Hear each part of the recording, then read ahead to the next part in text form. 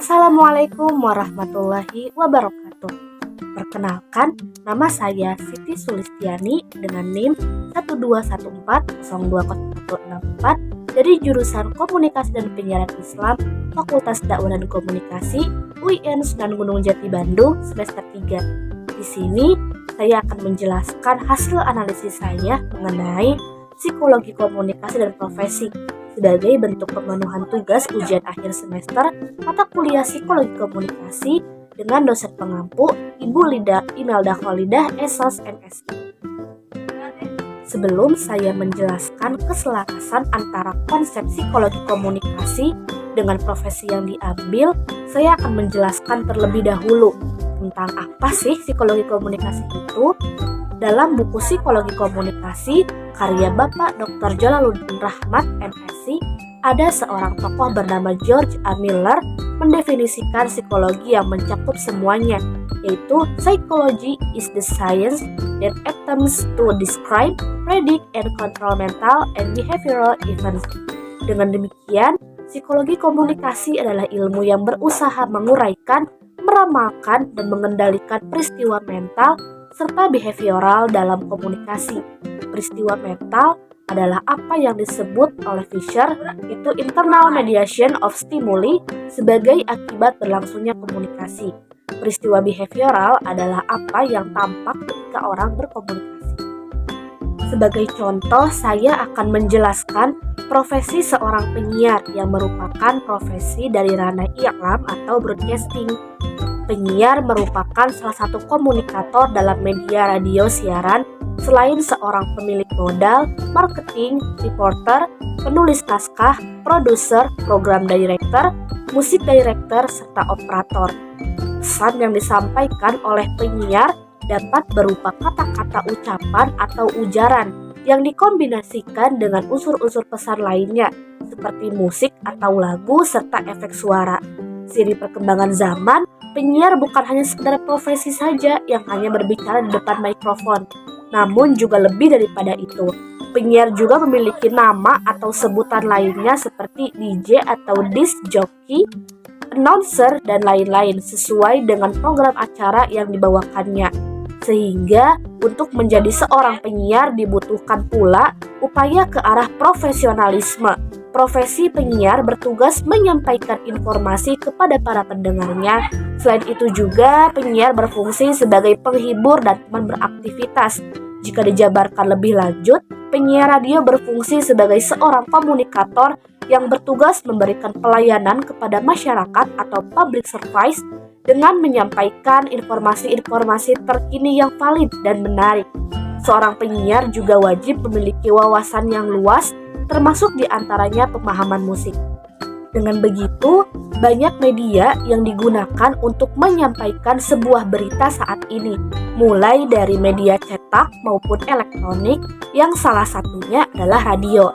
Meskipun pada umumnya masyarakat lebih memilih mencari informasi melalui media sosial, namun radio tetap eksis di tengah pendengar setianya.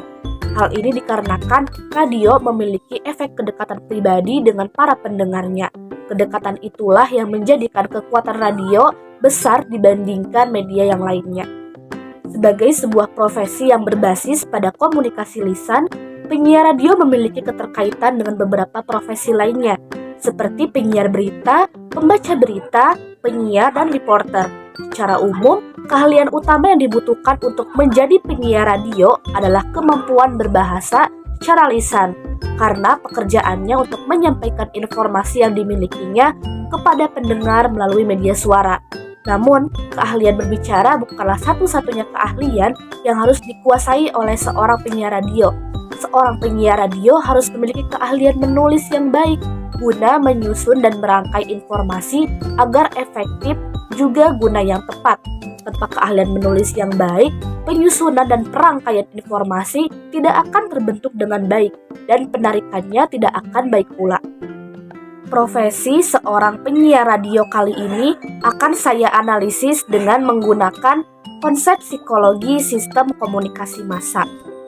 Secara teknis, ada 4 tanda pokok dari komunikasi massa, menurut Elizabeth Null Newman, yaitu yang pertama, bersifat tidak langsung. Nah, artinya harus melewati media teknis. Yang kedua, bersifat satu arah. Artinya tidak ada interaksi antara peserta-peserta komunikasi atau para komunikan. Yang ketiga, bersifat terbuka, yang berarti ditujukan kepada publik yang tidak terbatas dan anonim. Yang keempat, yaitu mempunyai publik yang secara geografis tersebar. Sistem komunikasi massa mempunyai karakter psikologis yang khas, yang tampak pada pengendalian arus informasi, umpan balik, stimulasi alat indera, dan proporsi unsur isi dengan hubungan. Yang pertama ada pengendalian arus informasi. Mengendalikan arus informasi berarti mengatur jalannya pembicaraan yang disampaikan dan yang diterima. Dalam hal ini, seorang penyiar radio sukar menyesuaikan pesannya dengan reaksi komunikan. Yang kedua, ada umpan balik yang merupakan pesan yang dikirim kembali dari penerima ke sumber, memberitahu sumber tentang reaksi penerima dan memberikan landasan kepada sumber untuk menentukan perilaku selanjutnya.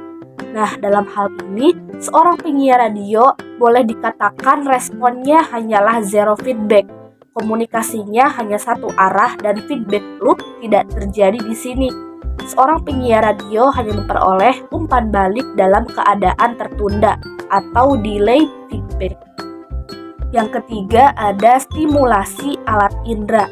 Dalam hal ini, seorang penyiar radio stimulus alat inderanya bergantung pada jenis media massanya, yaitu pada radio. Khalayak hanya mendengar. Nah, yang keempat ada proporsi unsur isi dan hubungan. Dalam hal ini, unsur isi merupakan unsur yang sangat penting. Penyiar radio menyampaikan pesan dengan urutan yang sistematis.